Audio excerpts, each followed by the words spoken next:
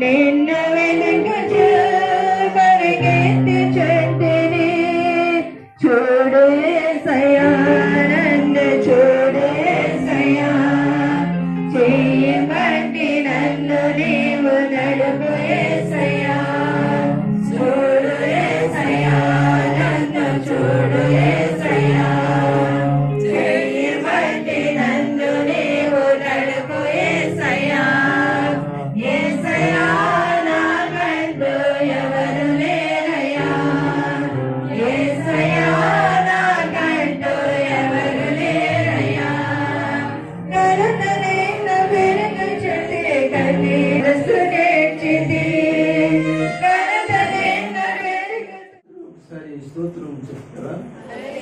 గట్టిగా చెప్పండి.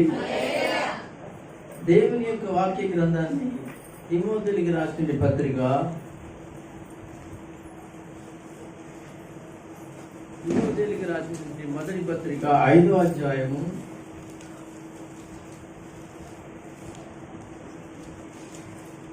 తిమోథీయులకు రాసిన పత్రిక 5వ అధ్యాయము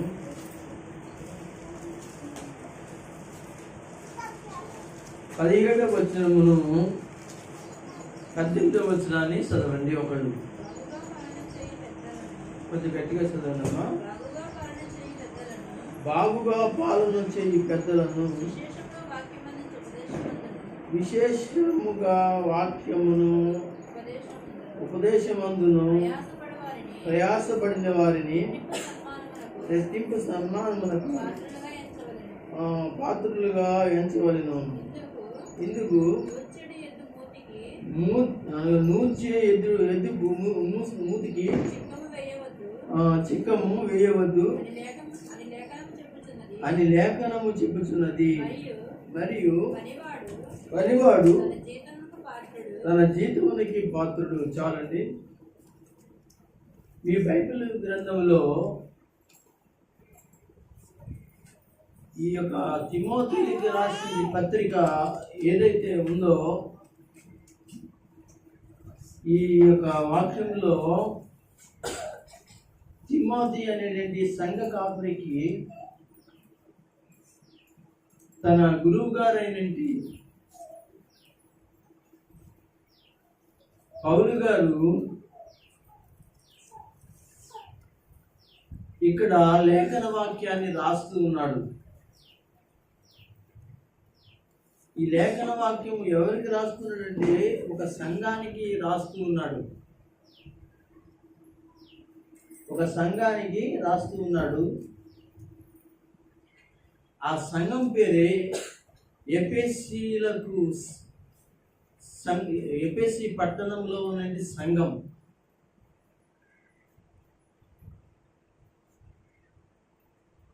లేదంటే ఎఫెసీ యొక్క పట్టణంలో ఉన్నది సంఘం.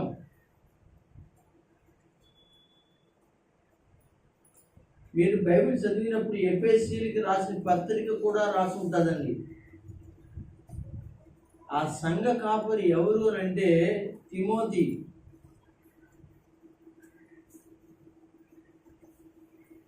అంటే ఎఫెసీలకు రాసిన ఆ పత్రిక ఆ సంఘానికి రాస్తూ ఉన్నప్పుడు తిమోథీకి రాస్తున్నాడనే విషయాన్ని మీరు జ్ఞాపకం పెట్టుకోండి. అలాగే తిమోథీకి రాసినటువంటి మొదటి పత్రిక, రెండవ పత్రిక అనేది పత్రికలు ఉన్నాయి కదండి. ఈ పత్రిక రెండు కూడా ఎఫెసీలో ఉన్నటువంటి ఆ సంఘానికి ఈ రెండు పత్రికలు కూడా రాస్తూ ఉన్నాడనే విషయాన్ని మీరు జ్ఞాపకం పెట్టుకోండి. అయితే ఆ సంఘానికి నేర్పించమని, ఆ సంఘానికి అనగా ఆ సంఘములో విశ్వాసులైన వారు ఎలా ఉండాలి, ఆ సంఘములో విశ్వాసులైన వారు ఏ విధంగా నడుచుకోవాలి, ఆ సంఘములో ఉన్న వాళ్ళు ఏ విధమైన పరిస్థితులకి వాక్యానికి దేవునికి చోటు ఇవ్వాలి నేర్పించమని పౌలు అనబడిన దైవజనుడు ఏం చేశాడంటే యవనస్తుడైన తిమోతికి రాసిన పత్రిక ఈ పత్రిక. ఇలా నేర్పించండి సంఘానికి, ఈ విధంగా ఉండమని చెప్పండి సంఘానికి. సంఘము నేర్చుకోవాలండి బోధలు. సంఘం నేర్చుకుంటేనే దేవుడు అంటే ఏంటో అర్థమవుద్ది, దేవుడి సేవ అంటే ఏంటో అర్థమవుద్ది, దేవుడి పరిచర్య అంటే ఏంటో అర్థమవుతుంది. నేర్చుకున్న వాడికి మాత్రమే అర్థమవుతుంది, నేర్చుకోలేని వాడికి అర్థం కాదండి. ఎక్కడి నుంచి మనం నేర్చుకోవాలి అని అంటే మీ చేతిలో ఉన్నటువంటి బైబిల్ గ్రంథంలోంచి నేర్చుకోవాలి. అది ఎవరు నేర్చుకోవాలండి అని మీరు ప్రశ్నిస్తే, మీరు నేర్చుకోవాలి, నేను నేర్చుకోవాలి. నేర్చుకోవడానికి పాస్టర్ గారు అనేది కాదు, సంఘం అనేది ఏం కాదండి, అందరూ నేర్చుకోవాలి. నేర్చుకుంటేనే భక్తి పెరుగుతుంది, నేర్చుకుంటేనే విశ్వాసం పెరుగుతుంది, నేర్చుకుంటేనే దేవుడు ఎవరో అనే విషయాలు, దేవుని కార్యాలు ఏంటో అనేది అర్థమవుతుంది. కనుక ప్రియమైన వారులారా, ఇక్కడ ఈ వాక్యంలో 5వ అధ్యాయంలో 17-18 వచనాల్లో దైవ సేవకులను మన్నన చేయవలను అనేటువంటి అంశం ఉంది. అదే కదా మనము గతించినటువంటి వారాల్లో కూడా అదే అంశంతో చెప్పుకుంటున్నాం. కనుక ఇక్కడ కూడా ఈరోజు మరొకసారి ఆయన రాస్తూ మాట్లాడుతున్నాడు పరిశుద్ధాత్ముడు. నేను స్టార్టింగ్లో చెప్పాను, దైవ సేవకులను మనన చేయవలసిన విషయంలో దైవ సేవకులను ఏ విధంగా ప్రేమించాలి, దైవ సేవకులను ఏ విధంగా సేవలో వారితో మనం కలిసి మెలిసి దేవుని పనిలో ఉండాలి అనే విషయం చాలా వాక్యాలు ఉన్నాయి. వాటిలో కొన్నాటిని నేను మీకు జ్ఞాపకం చేస్తానని స్టార్టింగ్లో మీతో చెప్పాను. మీకు జ్ఞాపకం లేకపోతే మరొకసారి మీకు నేను జ్ఞాపకం చేస్తూ ఉన్నాను. దైవ సేవకుడు అంటే ఏదో మీలాంటి తాత్కాలికమైన మనిషి అని మాత్రం అనుకోకండి. మనిషే, మీలాంటి తాత్కాలిక మనిషే, కానీ దేవుడు ప్రత్యేకంగా ఏం చేశాడు, ఏర్పాటు చేశాడు. కనుక దైవ సేవకులతో వ్యవహరించినప్పుడు చాలా జాగ్రత్తగా వ్యవహరించాలి. అతనికి కళ్ళున్నాయా, ఆళ్ళున్నాయా, నడుము ఉన్నదా, లేకపోతే బలహీనుడా, ఇది కాదు కావాల్సింది. ఆయన మీద ఏముందంటే దేవుని అభిషేకం ఉంది. మన ఇష్టం వచ్చినట్టుగా దైవ సేవకుల మీద, దైవ యొక్క సేవకుల కుటుంబం మీద రకరకాలుగా దాడులు చేసి పరిస్థితులు తీసుకొచ్చి చేయాలనుకుంటే, నేను నేర్చుకున్నటి దినాలలో ఎంతో వందలాది మందిని చూశాను. అలాగ దాడులు చేసి ఏదో చేసి ఇబ్బంది చేసి వాళ్ళందరూ కూడా వాళ్ళు ఇబ్బందే పడ్డారు తప్ప ఆశీర్వాదకరంగా లేరు. కనుక సాధ్యమైనంత వరకు దైవ సేవకులను మన్నన చేయాలి, గౌరవించాలి. సేవకుడు ఎప్పుడు కూడా ఎదరవాళ్ళకి అన్యాయం చేయడు. ఏం చేస్తాడు తెలిసే సేవకుడు, ఆ కుటుంబానికి కష్టం వస్తే కన్నీళ్లతో ప్రార్థన చేస్తాడు. అలాంటి పాస్టర్ గారిని వేడిపిస్తావా? నీ కుటుంబంలో ఎవరికైనా బాధ వస్తే దేవుని దగ్గర అడిగి ఆ కార్యం జరిగే వరకు కూడా బతుకులాడతాడండి. అలాంటి సేవకున్న ఇబ్బంది చేస్తావా? సరే చెయ్యి, ఆయన ఇబ్బంది పడడు. కానీ ఇబ్బంది పడేది ఎవరో తెలిసి దేవుడు. దేవుడు ఇబ్బంది పడ్డాడు అని అంటే నీవు ఇబ్బంది పడతావు. సంగమా గమనించండి, నేను నా వాక్య పరిచర్యలో మాట్లాడుతున్నటువంటి మాట మీరు జాగ్రత్తగా గమనించాలి. ఇక్కడ దైవ సేవకుడు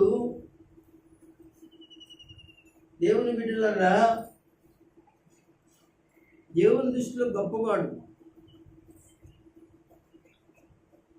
మీరందరూ ఉన్నారు, మీ అందరికీ కళ్ళు ఉన్నాయి కదా. కళ్ళు లేని వాళ్ళు ఎవరైనా ఉన్నారంటారా? అందరికీ కళ్ళు ఉన్నాయి, నాకు కూడా కళ్ళు ఉన్నాయి. ఈ పక్కవాని యొక్క కంటిలో చెయ్యి పెడితే ఎలా ఉంటుందో చెప్పండి, సమాధానం చెప్పాలి నాకు. ఈ పక్కోళ్ళు పక్కనే కూర్చున్నారు, గబిక్కిని చెయ్యి పెట్టక్కర్లేదు, గబిక్కిని తగిలింది అనుకోండి, ఆ కంటి కుట్టి తగిలితే ఏమనిపిస్తుంది? తీసి లెంపగా కొట్టాలనిపిస్తుందా లేదా? అందరు చెప్పరే. అంటే నీ పక్క వాళ్ళు కనుగుడ్డి మీద నీ చెయ్యి పడితేనే అంత కోపం వస్తే, దేవుని సేవకుడు కానీ దేవుని యొక్క సేవకురాలు అంటండి దేవుని కంటిలో కనుగుడ్డు అంటండి. ఎవరు? మేము దేవుని సేవకులు అంటే బైబిల్లో చెప్పాడు.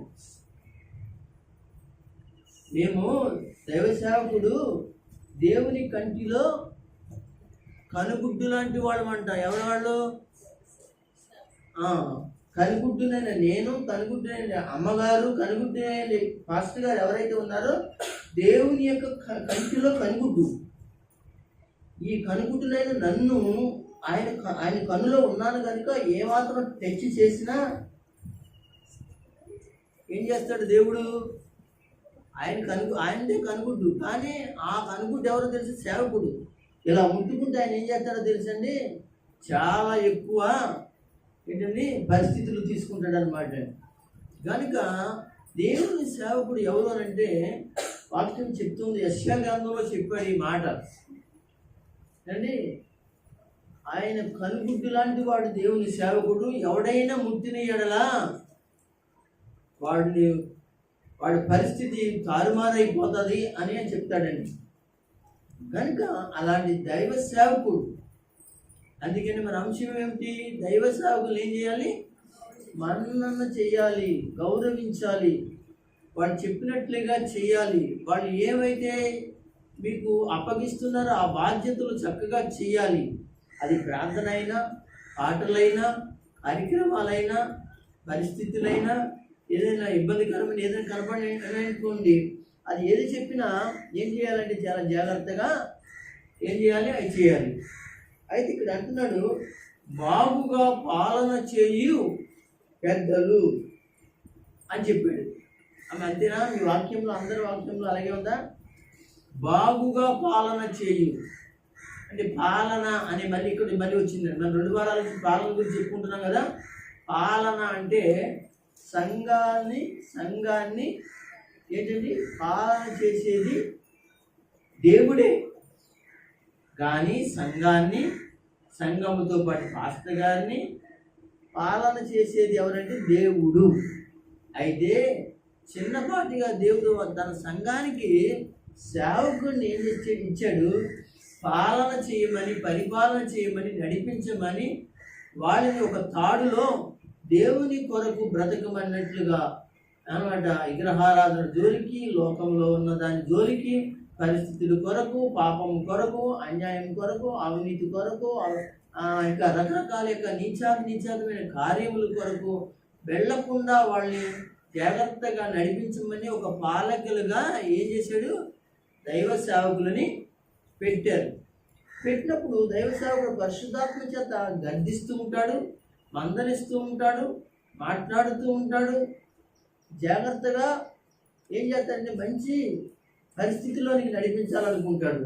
అలాంటప్పుడు దైవ సేవకుని ఎట్టి పరిస్థితుల్లో కూడా ఇబ్బంది కలిగించేటువంటి విధంలో ఉండకూడదు, అభ్యంతరకరంగా ఉండకూడదు. చక్కగా చెప్పినట్లుగా చేయాలి. చేయకపోతే నష్టం అనేది ఎవరైతే చేస్తున్నారో వాళ్ళకి నష్టం కలుగుతుంది అనే విషయాన్ని జ్ఞాపకము చేసుకోవాలి. అందరూ ఒకసారి స్తోత్రం చెప్పండి.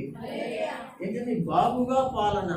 ఏమండి, నాకు తెలిసినంత మట్టికి ఏమండి బాగుగా పాలన చేసేది వాళ్ళు ఎవరంటే దేవుని సేవకులే.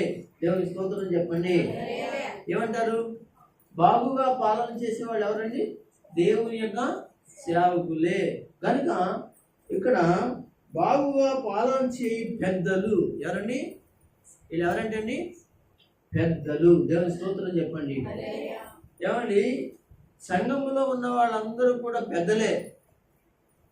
ఏమంటారు, కొన్ని సంఘాలలో సంఘ పెద్దలు ఉంటారు కదా, మనల్ని కూడా అడుగుతూ ఉంటారు, మీ సంఘంలో సంఘ పెద్ద ఎవరమ్మా కదా, అడగరా?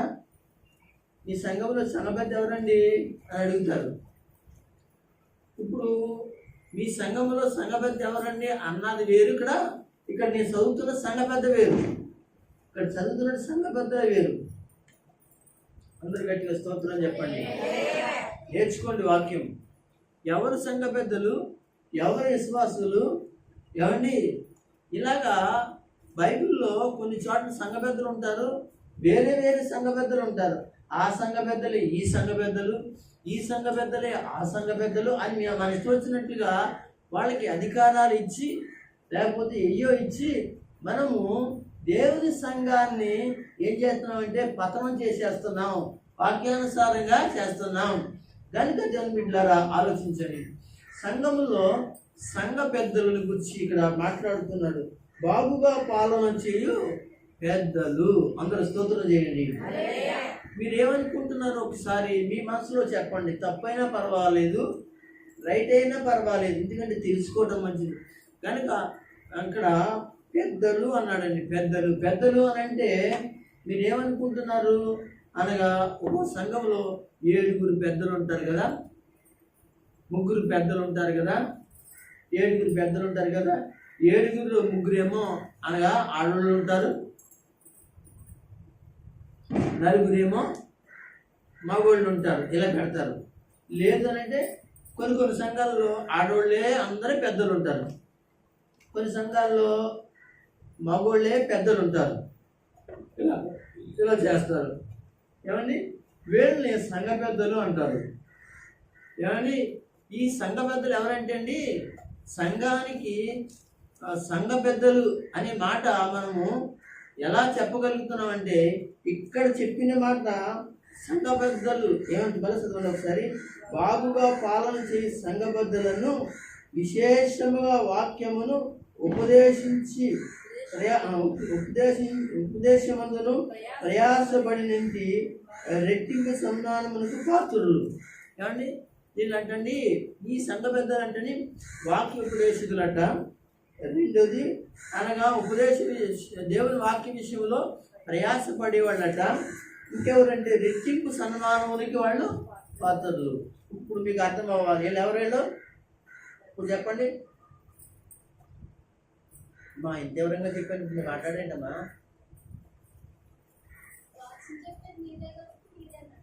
ఇక్కడ వాక్యాన్ని బట్టి చెప్పండి. అది అలా చెప్పాలి. వాడు ఇక్కడ ఎవరి గురించి మాట్లాడుతున్నాడు అంటే, నేను ఇంతకు ముందు చెప్పానండి, 6, 7, 9, 10 మంది 15 మంది ఇలా చెప్పాను. వాళ్ళ లేకపోతే ఇక్కడ ఉన్నంటి వాళ్ళు ఎవరు అనేది నేను మిమ్మల్ని ప్రశ్నించినప్పుడు ఇది ఇక్కడ ఆలోచించండి దేవుని బిడ్డలారా. అయితే ఇక్కడ ఎవరంటే దేవుని యొక్క సేవకులైన పాస్టర్ గారు. దేవునికి స్తోత్రం చెప్పండి, హల్లెలూయా చెప్పండి.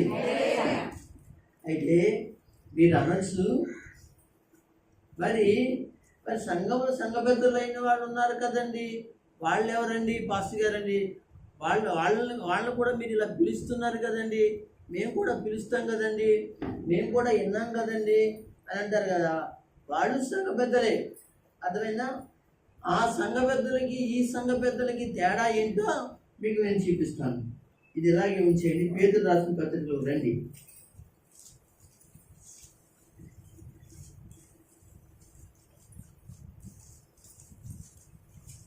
తీసుకోండి, అవసరమైతే రాసుకోండి కూడా.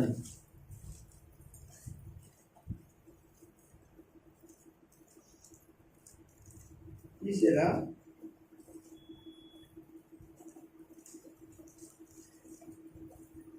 పేతురు రాసిన పత్రిక, మొదటి పేతురు రాసిన పత్రిక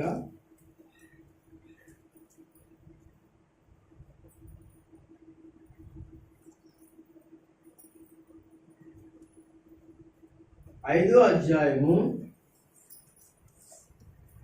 తీయండి, జాయిగా తీయండి అమ్మా, టైం అయిపోతే నేను ఆపేసేస్తాను తప్ప ఏం కంగారు లేదు. 5వ అధ్యాయం మొదటి వచ్చిన చదవండి. మీరు జాగ్రత్తగా చదవండి. తోటి పెద్దను అండి, క్రీస్తు శ్రమల గూర్చి సాక్షిని బయలుపరచబడబోవు మహిమలో పాలివాడినైనా నేను మీలోని పెద్దలను హెచ్చరించుచున్నాను. దేవునికి స్తోత్రం. ఇలాగ నాయన చూడాలి. మీరు ఇప్పుడు అందరూ చూడాలి, ఈ వాక్యం అర్థమని నాయన చూడాలి. తోటి పెద్దలు అని చెప్తున్నాడు. ఇప్పుడు నేనున్నాను పాస్టర్ గారిని, ఎవరితో చెప్తున్నాను నేను అంటే నా వెనకాల ఇంకా కొంతమంది ఎవరు కూర్చున్నారు, పెద్దలు కూర్చున్నారు, పెద్దలు అనుకుందామని చెప్పి అర్థమైనా. నేను చెప్తున్నాను, వాళ్ళతో మాట్లాడుతున్నాను. ఏమని మాట్లాడుతున్నాను? తోటి పెద్దనైన నేను క్రీస్తు యొక్క శ్రమలలో పాలు పొంది, సేవలో పాలు పొంది, కష్టాల్లో పాలు పొంది ఎన్నో తెలుసుకుని ఉన్నాను కనుక మిమ్మల్ని కూడా దేవుడు ఏర్పాటు చేసుకున్నారు. మీలో కొంతమంది పెద్దలైన వారికి నేను హెచ్చరిస్తున్నాను. దేవునికి స్తోత్రం. అంటే ఇక్కడ తోటి పెద్దను అన్నది ఎవరంటే పేతురు గారు అన్నమాట అండి. పేతురు గారు ఎవరైనా దేవుని యొక్క సేవకుడు. తనతో కలిసి ఉన్న శిష్యులైన వాళ్ళు ఎవరైతే ఉన్నారో వాళ్ళందరూ కూడా పెద్దలు. అంటే వాళ్ళెవరు? దేవుని యొక్క సేవకులు. అందరూ ఒకసారి స్తోత్రం చెప్పండి. ఏళ్ళలో ఒక రకమైన పెద్దలు. అర్థమైనా? ఓకేనా? నేను స్తోత్రం చెప్పండి. వీళ్ళు పెద్దలు అన్నమాట. వీళ్ళు పెద్దలు అంటే దేవుని సేవకులైన పెద్దలు. ఈ పెద్దల్ని వేరొక పెద్దల్లో కలపకూడదు. వాళ్ళు ఎక్కడ ఉన్నారు పెద్దలు అంటే అపోస్తుల కార్యంలో 7వ అధ్యాయంలో ఉంటారు. చూపించమంటారా? చూపిస్తాను. ఏదోలాగా చూపించుకుంటూ ఉంటాను. చూపిస్తాను, ఎందుకంటే కొంచెం కళ్ళు మసలుగా ఉన్నాయి కాబట్టి. 7వ అధ్యాయము 7వ అధ్యాయము 7వ అధ్యాయం కాదండి, 6వ అధ్యాయం తెరవండి. చూడండి.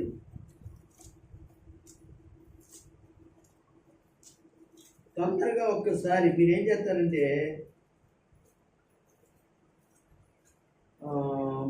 6వ అధ్యాయంలో నుండి ఇది మీరు ఇంటికి వెళ్ళిన తర్వాత ఏం చేస్తారంటే 6వ వచనం దాకా మీరు చదువుకోండి. 6వ వచనం అది ఎక్కడంటే మొదటి 6వ అధ్యాయము 1వ వచనం నుంచి 6వ వచనం దాకా చదువుకోండి. అయితే ముఖ్యంగా కొన్ని విషయాలు చదువుతాం. ఇక్కడ 3వ వచనం కాంచుకొని చదవండి. కాబట్టి సహోదరులారా ఆత్మతోను జ్ఞానముతోను నిండుకుని ఎవరంటండి మంచి పేరు పొందిన 7 మనుషులు అంటే సంఘములో ఏర్పరచుకుని మేము వారిని ఈ పనికి నియమించము. ఏ పనికి తర్వాత చెప్తాను. మేము ఈ ప్రార్థన యందు వాక్యం చెప్తున్నందును అనగా మేము వాక్యమందును పరిచర్యందును చెప్పేది ఎవరండి? ఇంత చదువుకోనంటే ఎవరండి? ఆ పెద్దలు అంటే వాక్యోపదేశ పెద్దలు. ఇక్కడ ఏం చేస్తున్నారంటే ఇక్కడ కొంతమంది 7 ఏర్పాటు చేసుకున్నారు పెద్దలు. అందరూ స్తోత్రం గట్టిగా చెప్పండి. అలాగే చెప్పండి. అర్థమైందండి? పెద్దలు 7 జ్ఞానముతోను ఆత్మతోను ఎవరు ఏర్పడితే వాళ్ళని ఏర్పాటు చేసుకోకూడదు. సంఘంలో జ్ఞానము చేతను ఆత్మ చేత నింపబడిన వాళ్ళు కావాలి. లేకపోతే పరిచర్య చేయలేండి. సరిగ్గా మాటలు బాగోవండి, చాలా ఇబ్బందిగా ఉంటాయండి. కనుక సంఘంలో సంఘ పెద్దలుగా ఈ పనికి ఏ పని అనమాట పాస్టర్ గారు ఏ పని చెప్తే ఆ పని. బరకాలు ఏమంటే బరకాలు, వంటలు అంటే వంటలు, సరుకులు ఎట్లంటే సరుకులు, అలాగే ఈ పని చేయమంటే ఈ పని, ఆ పని చేయమంటే ఆ పని, ఆ పని చేయమంటే ఈ పని, ఈ పని చేయమంటే ఆ పని, ఏదైతే ఉన్నాయో ఆ పని సంఘంలో కుర్చీలు వేయటం, బరకాలు వేయటం, దులపటం, కడగడం, ఇంకా ఒకటి కాదండి. సంఘములో ఉన్నటువంటి పనులన్నింటినీ కూడా ప్రత్యేకంగా ఏర్పాటు చేయబడినటువంటి వాళ్ళు అనమాట. వీళ్ళు ఒక సంఘ పెద్దలు. వీళ్ళు ఏం చేస్తారు, ఈ పని చేస్తున్నప్పుడు ఎవరండి పాస్టర్ గారు అనబడినటువంటి ఇంకో సంఘ పెద్దలు ఉన్నారు కదండి, వాళ్ళు దేవుని వాక్యమును దేవుని మాటలను ఏం చేస్తున్నారంటే బోధించి సంఘాన్ని ఏం చేస్తారంటే దేవుని దగ్గరికి నడిపిస్తారు. అందరూ స్తోత్రం చెప్పండి. అయితే నడిపించడానికి మాకు ఆటంకంగా ఉంటుంది కనుక, అని వాక్యం చెప్పడానికి ఆటంకంగా ఉంటుంది కనుక మేము ఈ పని ఆ పని రెండు పనులు చేయటం కుదరదు కనుక మీలో కొంచెం జ్ఞానము కలిగిన వాళ్ళని, పరిశుద్ధాత్మ చేత నింపబడిన వాళ్ళని ఏర్పరచుకుంటాము అంటున్నారు వాళ్ళు. అవును, పరిశుద్ధాత్మ చేత ఏర్పరచుకున్న వాళ్ళు, జ్ఞానం చేత నింపుకున్న వాళ్ళు ఏం చేస్తారంటే జ్ఞానయుక్తంగా సంఘంలో ఏం చేస్తారంటే తారతమ్యాలు లేకుండా చాలా జాగ్రత్తగా పాస్టర్ గారు చెప్పినట్లుగా తోచ తప్పకుండా చేస్తారు. దేవుని స్తోత్రం చెప్పండి. మీకు అర్థమైందా? ఆ సంఘ పెద్దలకి ఈ సంఘ పెద్దలకి అర్థమైందండి. కనుక మరి వీళ్ళు బోధించవచ్చండి, వీళ్ళు బోధించవచ్చండి అంటే ఈ సంఘ పెద్దలు కూడా అప్పుడప్పుడు దేవుని బిడ్డలారా సమయం ఉన్నప్పుడు నీ పక్కోళ్ళకి, నీ ఊళ్ళో వాళ్ళకి, నీ యొక్క తెలిసిన వాళ్ళకి, నీ చుట్టాలకి నువ్వు నేర్చుకున్న వాక్యాన్ని వెళ్ళి వాళ్ళకి చెప్పి అన్నమాట. నీ సంఘంలో ఉన్న సేవకుడైన పెద్ద పెద్ద అన్నట్టు చూసారా పాస్టర్ గారు, ఆయన చేతికి ఆ ఆత్మలను ఏం చేయాలి, అప్పగించి సంఘములో ఒక పాలి భాగస్థుడిగా ఉండాలి. అందరు స్తోత్రం చెప్తారా? మీకు అర్థమైందా? ఓకే, ఇప్పుడు తిమోతికి రాసిన పత్రికలోకి వెళ్ళిపోతాం. అంటే ఈ ఒక్క విషయాన్ని గురించి ఇంతగా మనం చెప్తేనే కానీ మీకు అర్థం కాదు కనుక. అవును, తీయండి ఒకసారి తిమోతికి రాసిన పత్రిక, మొదటి పత్రిక చూద్దాం. చదవండి ఒకసారి అన్నమాట. బాగుగా పాలన చేయి పెద్దలను, వాక్యమందును ఉపదేశమందును ప్రయాసపడిన వారిని అందరూ గట్టిగా స్తోత్రం చెప్పండి. అయితే ఇక్కడ ఎవరంటే దైవ సేవకులైన పాస్టర్ గారు, వీళ్ళు కూడా దేవుని చేత ఏర్పరచబడ్డారు. ఎవరి చేత ఏర్పరచబడ్డారండి? దేవుని చేత ఏర్పరచబడ్డారు. కనుక ఏర్పరచబడినంటి సేవకుడు మాట ఎవరు వినాలంటే సంఘం వినాలి. నేను ఎన్నో అంటే కుదరదు, నేను ఎన్నో నా ఇష్టానుసారంగా ఉంటాను, నా ఇష్టానుసారంగా వెళ్ళిపోతాను, నా ఇష్టానుసారంగా కూర్చుంటాను, నా ఇష్టానుసారంగా మాట్లాడతాను, నా ఇష్టానుసారంగానే వ్యవహరిస్తాను అంటే కుదరదు. దేవుడు ఒప్పుకోడు. ఒకవేళ ఇక్కడ నీకు అందరూ ఒప్పుకున్నా పర్వాలేదు, కానీ దేవుడు మాత్రం ఒప్పుకోడు. జాగ్రత్తగా ఏం చేయాలంటే ఈ విషయాలను మనము గమనించవలసిన వారిగా మనం ఉంటున్నాం. అందరూ కలిసి స్తోత్రం చెప్పండి. హల్లెలూయా. కనుక ఈ వాక్యంలో చెప్పబడిన విషయాన్ని మీరు గమనించుకున్నట్లయితే, ధ్యానం చేసినట్లయితే బాగుగా పాలన చేయ పెద్దలు ఇక్కడ కనపడుతున్నారు. విశేషముగా వాక్యమందును ఏం చేస్తున్నారు? ప్రయాస పడుతున్నారండి. వాక్యమందులు ప్రయాస పడుతున్నారు. రాత్రి అనగా పగలనగా వాక్యం నేర్చుకుని దేవుని బిడ్డారా, ఇప్పుడంటే నేను బలహీనపడ్డాను కనుక, ఆరోగ్య పరిస్థితులు నాకు లేవు కనుక అండి కొంచెం నేను రాత్రి ఎందుకు పగలేందు వాక్యమును ధ్యానం చేయడానికి కొంచెం నా తలలో ఉన్న ఇబ్బంది వలన ఇబ్బంది పడుతున్నాను కనుక ఇది వరకు రాత్రి అనక పగలనక కష్టపడి వాక్యాన్ని బోధ చేయడానికి అనగా అనేక వాక్యాలను తీసి చదివినట్టు వాడిని, అవే ఇప్పుడు ఈ రోజున నాకేం చేస్తున్నాయి అనగా చెప్పడానికి నాకు ఎంతగానో ఉపయోగపడుతున్నాయి ప్రియులారా. కనుక మీకు నేను చెప్పేది ఏంటంటే దైవ సేవకుడు ప్రయాసపడేవాడిగా ఉండాలి. దేవుని స్తోత్రం చెప్పండి. సంఘాలను దోచుకునేవాడిగా ఉండకూడదండి. ఎలా ఉండకూడదు? ప్రయాసపడాలి, ఆత్మల కోసం ప్రయాసపడాలండి. ఏమండి అండి, ఆ పొయ్యిలో ఉన్న నొప్పులు, ఈ పొయ్యిలో ఉన్న నొప్పులు, ఆ పొయ్యిలో ఉన్న నొప్పులు, 4 పొయ్యిల్లో 4 నొప్పులు తెచ్చుకుని ఆడ పొయ్యిలో వేసుకుని నా పొయ్యి బాగా మండుతుందని సంకలు కొట్టుకుంటే దేవుడు అంటాడు, దుర్మార్గుడా, నువ్వు చేసే దుర్మార్గత నేను చూస్తున్నాను, నీ సంగతి తర్వాత చెప్తాను అంటాడు.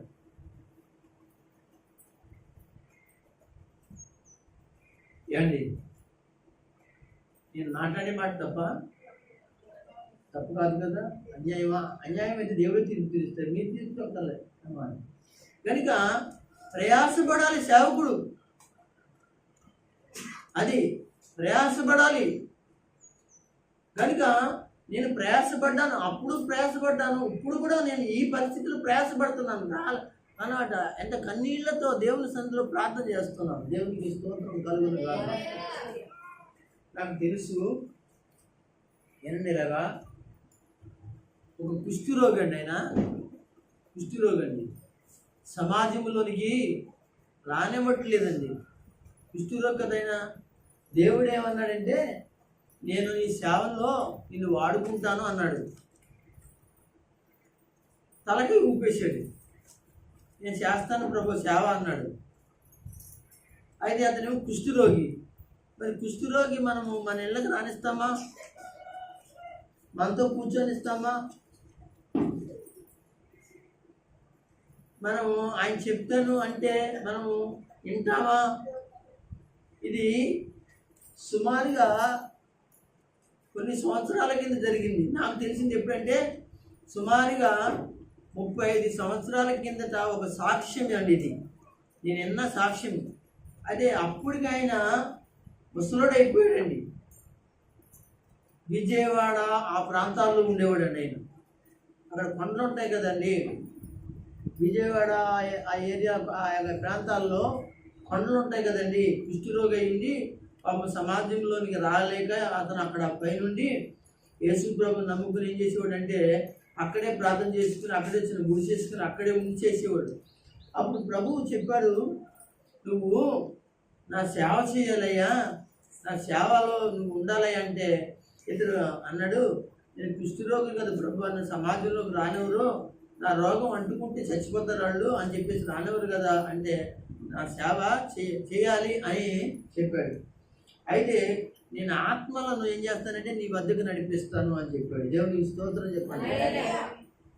ఈ రోజున దేవుని బిడ్డలారా, కష్టపడి ఇంటింట అన్ని ఈదీదులు, గ్రామాలు, జిల్లాలు, తాలూకాలు కష్టపడి కాళ్ళు అరిగిపోయి పుళ్ళు వచ్చేలాగా ఏమంటే రక్తాలు కాలేలా తిరిగితే అనగా ప్రభు సన్నిధిలోకి ఆత్మలను రక్షణలో నడిపించడం కష్టమైపోతుందండి ఆ రోజుల్లో. అని అలాంటి రోజుల్లో దేవుడు ఏమన్నాడంటే, నేను నిన్ను వాడుకుంటాను, ప్రార్థన చేయి కనుక అని చెప్పాడు. అయితే ఆయన అదే కొండ మీద కూర్చుండి అండి ప్రార్థన చేయడం ప్రారంభించాడు. ప్రార్థన చేస్తుండగా సంవత్సరాలకి దేవుని బిడ్డారా, దేవుడు అనుకున్న రీతిగా కొండ కింద నుండి ప్రజలందరినీ కూడా దేవుడు కదిలించి కొండపైన నుండి ఆ సేవకుడి దగ్గరికి జనాలు రావడం ప్రారంభించారు. అక్కడ ప్రార్థనలు చేయడం మొదలెట్టాడు, అక్కడ వాక్యం చెప్పడం మొదలెట్టాడు. ఇలాగంటే అక్కడ పెద్ద పరిచర్య ప్రారంభించబడింది. దేవుని స్తోత్రం చెప్పండి, హల్లెలూయా చెప్పండి. దేవుని బిడ్డలారా, రాత్రనక పగలనక ఏమండి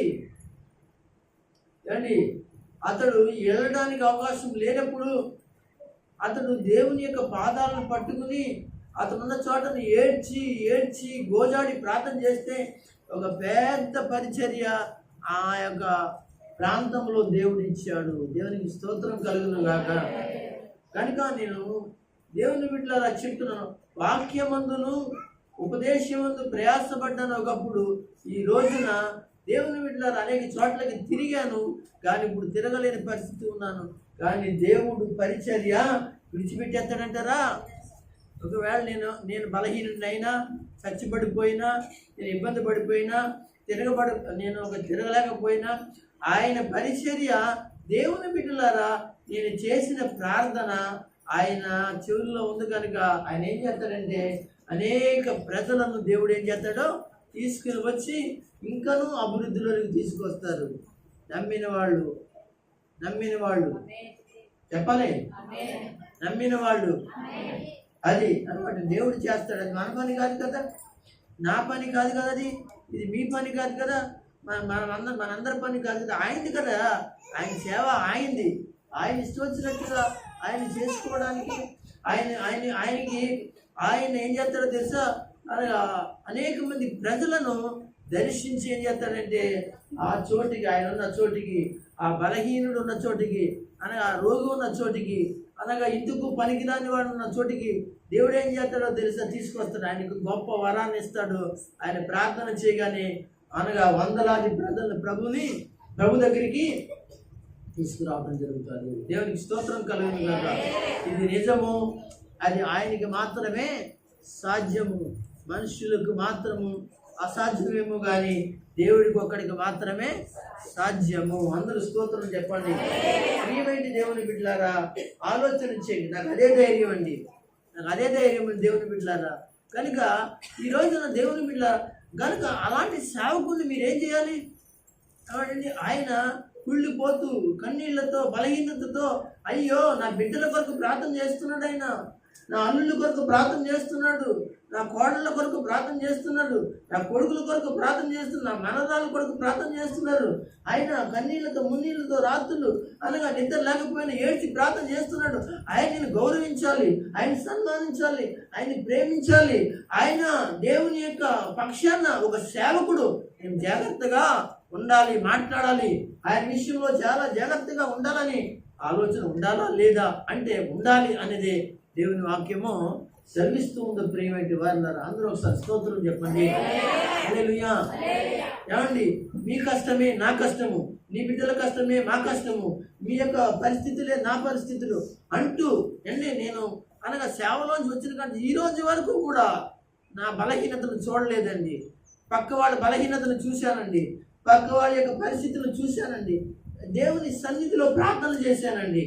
కనుక ఏ టైంలో పడితే ఆ టైంలో వాళ్ళ కొరకు అనగా నేను సమయం ఉన్నంత వరకు నేను దేవుని దగ్గర అడిగాను. దేవునికి స్తోత్రం. అలా చేయటం పాప? అలా చేయటం తప్ప? కానీ అలాంటి సేవకుని ఎంత ప్రేమించాలి ఆలోచన చేయండి. కనుక దేవుని బిడ్డలారా, ఇక్కడ ఏమంటున్నాడు అంటే రెట్టింపు సన్మానమునికి పాత్రులు. దేవునికి స్తోత్రం. ఎవరెవరినో తీసుకొచ్చి వాళ్ళ నెత్తి మీద ఎక్కించి వాడు పాత్రులుగా చేస్తున్నారని. వాళ్ళ పాత్రులా? నువ్వు అనగా చీకట్లో ఉన్నావు, పాపంలో ఉన్నావు, నీచమైన జీవితంలో ఉన్నావు, దుర్మార్గతలో ఉన్నావు, దేవునికి దూరంగా ఉన్నావు, సమాధానం లేకుండా ఉన్నావు, ఏదేదో పరిస్థితిలో ఉన్నావు. కానీ అలాంటి పరిస్థితిలో ఉన్న నీ జీవితాన్ని ఒక సేవకుడు దేవుని దగ్గర నడిపించి మంచి మార్గం నడిపించి తీసుకొచ్చిన ఆ సేవకుడిని నువ్వు ఎలా చేయాలి అన్నటువంటి వాక్యం చెప్తుంది. పాత్రుడిగా ఎంచాలి, రెట్టింపు సన్మానమునికి పాత్రుడిగా చేయాలి, రెట్టింపు సన్మానమునికి పాత్రుడిగా చేయాలండి. కనుక ఈ రోజున లక్షలు సంపాదించి మేడలు కట్టి కార్లు కొని ఇవన్నీ చేసి దానికి ముందు కొన్ని సంవత్సరాల క్రితం ఎవరి ప్రార్థన? వ్యాపారాలకి, నువ్వు మాసైలు కొనుక్కోవడానికి, నువ్వు కారు కొనుక్కోవడానికి, నువ్వు జీపు కొనుక్కోవడానికి, నువ్వు లారీ కొనుక్కోవడానికి, అనగా నువ్వు బిల్డింగ్ కట్టుకోవడానికి, నీ జీవితంలో అనేక కార్యాలు చూసి లక్షల రూపాయలు వెనకబెట్టుకోవడానికి. దేవుని బిడ్డలారా, ఎవరు కారణము? వెనకాల ఎవరున్నారు? దేవుడు దేవుడు దేవుడు దేవుడు దేవుడు. అయితే దేవుడు ఒక్కడైనా కాదు. దేవుడు ఏమన్నాడు తెలుసా? తన సేవకుడు ప్రార్థన విని నిన్ను ఆశీర్వదించాడు అనే మాట బైబిల్ గ్రంథంలో రాయబడింది. తర్వాత వాళ్ళలో మనం చదువుకుంటాం, వస్తుంది, అది కూడా వస్తుంది సందిగ్ధం. కనుక అలాగ దేవుడు నిన్ను ఆశీర్వదించాడు. ఆయన కనుక ఇప్పుడు ఈ రోజున నువ్వు బిల్డింగ్ మీద బిల్డింగ్ కొని, స్థలాల మీద స్థలాలు కొని, అనగా కార్ల మీద కార్లు కొని, అనగా బంగారాల మీద బంగారాలు కొని ఇదంతా చేసావు, కనుక్కో, తప్పు లేదు. కనుక ఆ సేవకుడు ప్రార్థన ఆశీర్వాదం నీకు బాగుంది. స్తోత్రం చెప్పండి. బాగుందంటారా లేదా? బాగుంది. కనుక దేవుని బిడ్డలారా ఆలోచించండి. ఇక్కడ ఆదివారాలు చెయ్యెత్తి ఫలానా కొరకు ప్రార్థన అంటే చేస్తుంటే కనుక మీరు చెయ్యండి అని ప్రార్థన చేస్తాను. ఆ తర్వాత నేను ఒంటరిగా నేనేం చేస్తాను? ప్రభు, ఆదివారాలు ఎవరైతే చేతులు పైకెత్తుతున్నారో వాళ్ళ యొక్క జీవితాల్లో కార్యాలు చేయమని అడుగుతున్నాను. జరుగుతులేదా? కార్యాలు జరుగుతులేదా? మరి ఇదంతా ఏంటి? కనుక ఈ రోజున నువ్వేం చెప్తున్నావు? ఎవరిని సన్మానిస్తున్నావు? ఎవరిని ప్రేమిస్తున్నావు? ఎవరిని అవమానిస్తున్నావు? ఎవరిని గౌరవిస్తున్నావు? ఆలోచన చేయి నా సోదరి, నా సోదరులారా. మిమ్మల్ని తప్పట్టుకోవాలని నేను అంటలేదు, కానీ ఇదిగో గుర్తించమని మాత్రమే నేను చెప్తున్నాను. దేవునికి మహిమ కలుగును గాక. హల్లెలూయా. ఒకసారి ఆ మాట చదువుకుందాం. ఒకసారి చదివేండి.